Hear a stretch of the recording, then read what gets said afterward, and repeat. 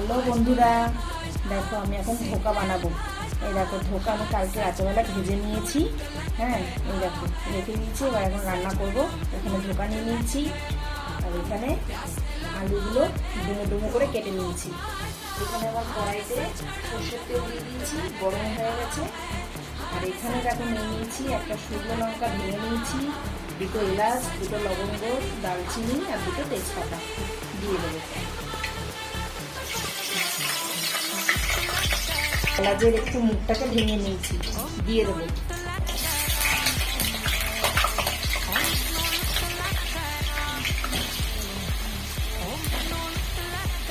লাল লাল করে আলুগুলোকে ভেজে নেবো। বন্ধুরা, আমি জিরে দিতে ভুলে গেছি, তোমরা জিরে দিয়ে দেবে।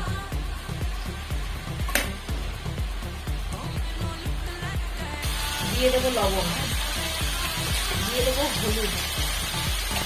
এবার এগুলোকে নেড়ে নেবো।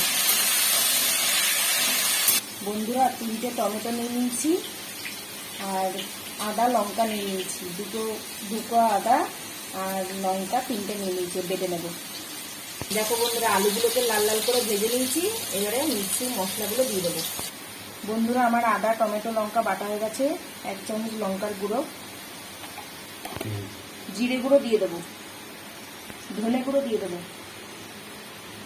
সমস্ত মশলা দিয়ে দিয়েছি। এবারে জল দিয়ে দেবো। এগুলোকে একটু মিক্সড করে নেবো, দিয়ে এবার কড়াইতে দিয়ে দেবো। তো বন্ধুরা, মাঝখানে ফাঁকা করে নিয়েছি, মশলাটা দিয়ে দেবো। দিয়ে দেবো চিনি। এবারে মশলা আর আলু একসাথে কষিয়ে নেব।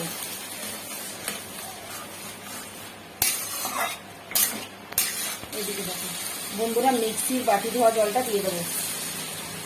আলুগুলো কষানো হয়ে গেছে, জল দিয়ে দিলাম, ছেড়েছে।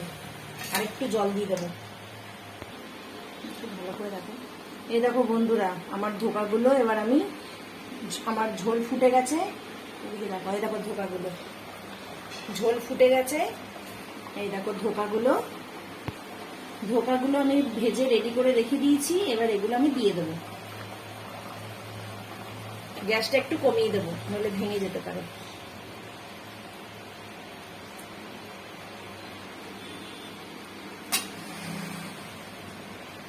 তোমরা কেমন ভাবে বানাও আমাকে কমেন্ট করে জানাবে।